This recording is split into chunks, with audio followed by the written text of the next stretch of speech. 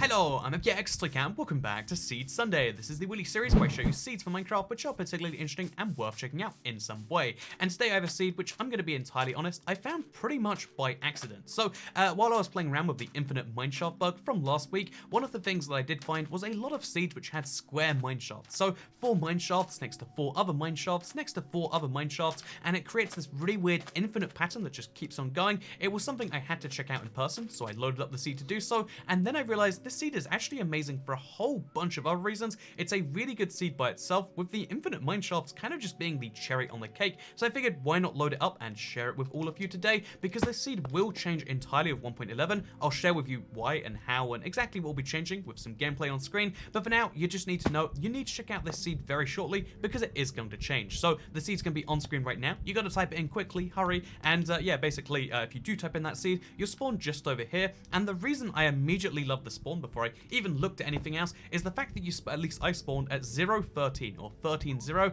That's very, very close to the world origin. The world origin is literally just over here. The reason that's so significant is because most worlds you spawn about 1,000 blocks away from here. Not that it's usually a big deal for most people, but it means keeping coordinates is really easy. If you head 100 blocks this way, you'll be at 100.0. And so keeping tracks of how many blocks things are away from each other, really easy. Keeping track of how far away from spawn you are, really easy. And getting back to home if you need to, you don't need to remember coordinates because it's literally 0.0, the easiest of coordinates to remember. So yeah, pro tip with Toycat, really nice spawn because it spawns you right in the center, which is surprisingly rare actually. And then also because if you look at the spawn, every single direction has something to offer you. If you go to the north, you have a jungle biome right there. Like there are even parrots at spawn. That's cool, that's rare, that's really useful. That's a thing you definitely want to take advantage of. A jungle with jungle wood and the really nice jungle green grass that everyone loves in Minecraft, especially Bedrock, right? Which is what we're playing, by the way.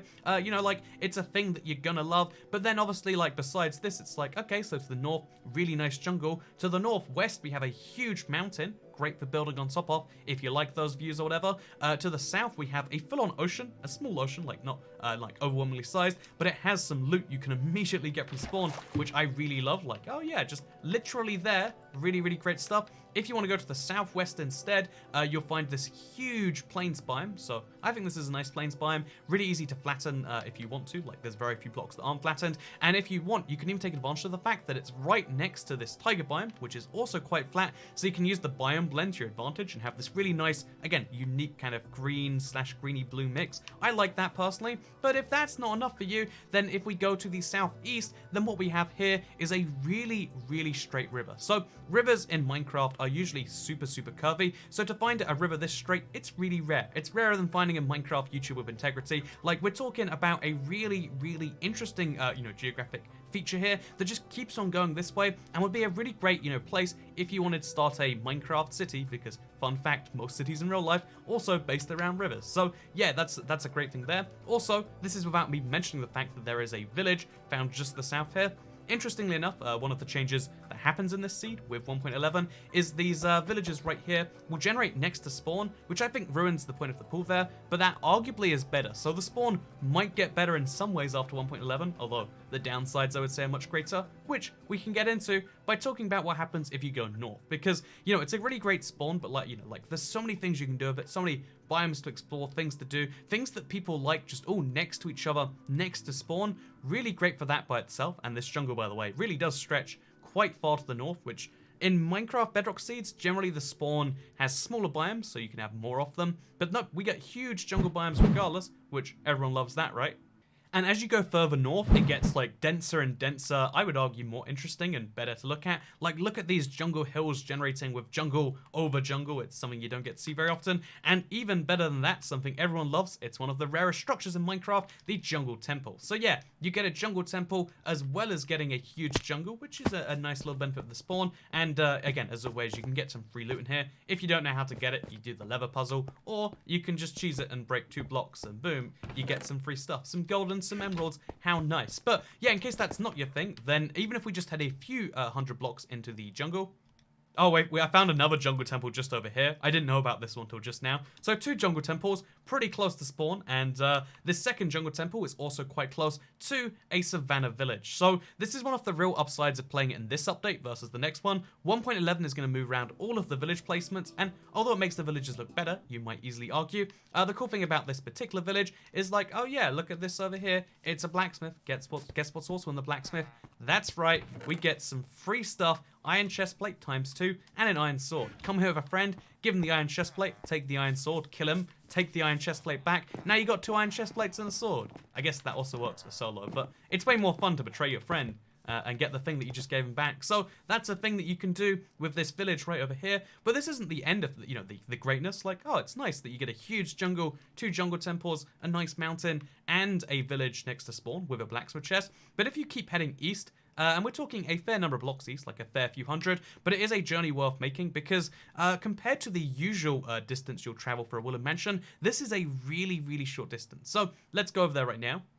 And let's show you one of the closest woodland mansions to spawn I've seen in my Bedrock days. The woodland mansion is just super rare in Bedrock because worlds are infinite on both Java and Bedrock. They can make woodland mansions spawn every 100,000 blocks if they want to, and sometimes they do. But this woodland mansion is only 1,500 blocks away from spawn, which is crazy good because honestly, a lot of times woodland mansions are just so far away they might as well not exist. It's the same thing as Pluto, right? Like, is it a planet? Is it a planetoid? Is it a Plutoid? Is it a dwarf planet? I mean, none of those things really matter because am I ever going to see Pluto? Its impact on my life is less than Pluto the dog, right? However, this woodland mansion can have an impact on your life. It doesn't need to be Pluto. It can be more like your local convenience store. I guess something a bit further away. Your less local convenience store that you only really go to when they have items that your current one doesn't, usually have. So you make the long trek sometimes, those things. It can be like that. Maybe that was oddly specific, but you get the point. Like, you can get some totems of undying without going too far, and you're going to want to go this distance and all this way anyway, because if you go this way, you'll find yourself another village. So this is nice, another blacksmith chest. I mean, it doesn't really matter what's in here, but let's find out regardless, because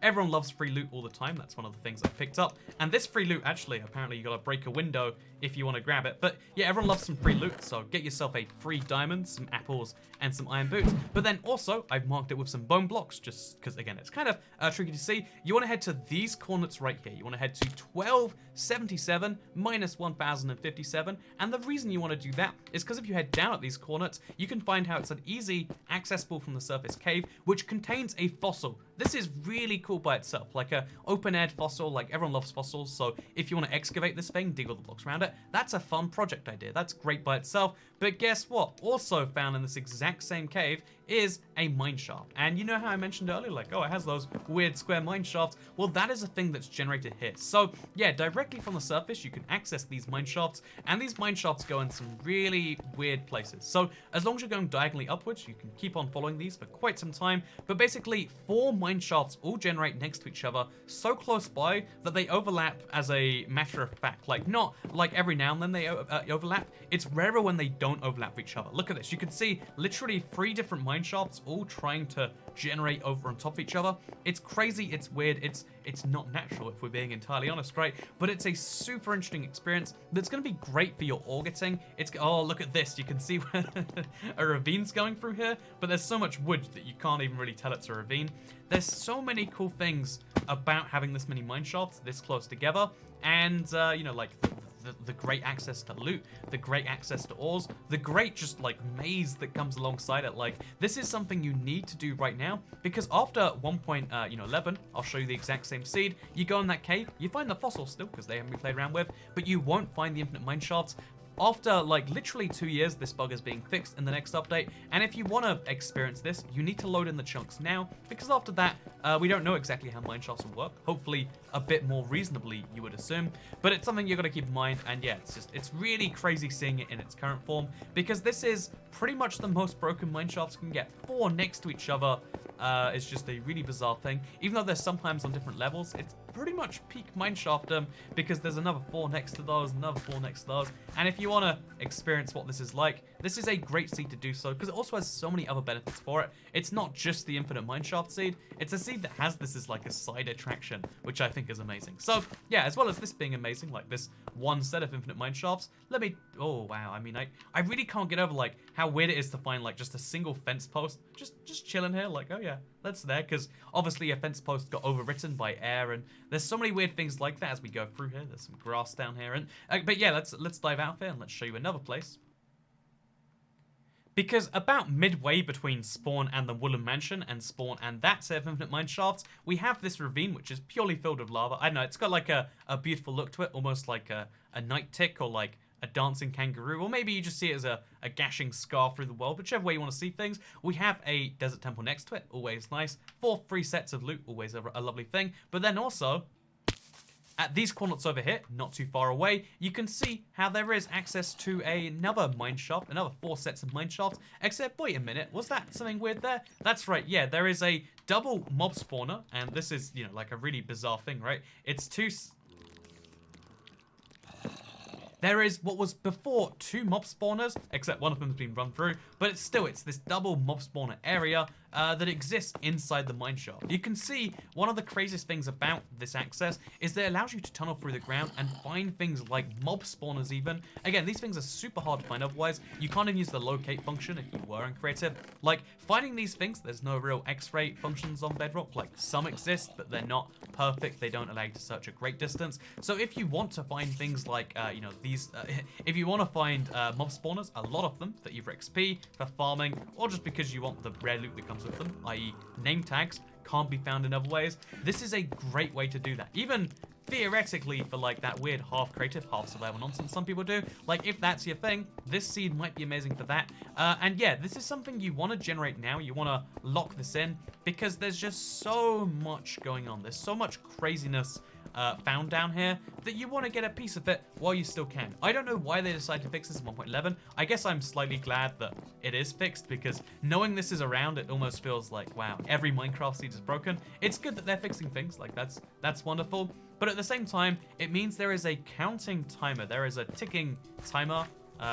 I mean, there's lots of ticking timers at all times, but there's a ticking timer on your ability to use this seed, and as soon as 1.11 is out, if in the bottom right of your game it says 1.11 already, like you're watching this in like June or something, then sorry, you were too late. It's still a pretty good seed. It's got some differences. Some are positive, most are not quite as, you know, like as useful as this, but yeah, it's a thing that you can only get right now, so you want to get, you know, take full advantage of that while you can, and that's a thing I'm going to be recommending right now. So check out the seed, not only for, I guess, I was going to say not only for my good, but, you know, it doesn't benefit me in the slightest if you check out the Seed Sunday seeds. Like, you know, check it out if you want to. I'm showing you some good seeds you might want to use, but I would say for your own benefit, at least load this in if you want a new survival world, because starting in 1.10 gives you a really fun, really interesting advantage over people who start in 1.11. So, yeah, with that said, obviously when 1.11 comes out, I'll find some fun seeds for that. I'm sure something will break in 1.11 too that we can exploit, and or maybe without even exploiting, just find some fun seeds for 1.11. That's a thing I definitely will be doing, don't you worry. But yeah, for now, take advantage of 1.10 because we've got some more interesting, different seeds. So yeah, thank you very much for watching this video. Like it if you did like it, share it if you really liked it, subscribe if you're new around here, because I make videos like this one every single day on my channel, and if subscribed, you'll see them daily on your homepage. Also, wait, this is the best thing. There is a lava pit inside a jungle. All you have to do is sit here and wait, and then the fun just happens by itself. You could watch this all day if you wanted to. Okay, thank you very much for watching this video. Goodbye.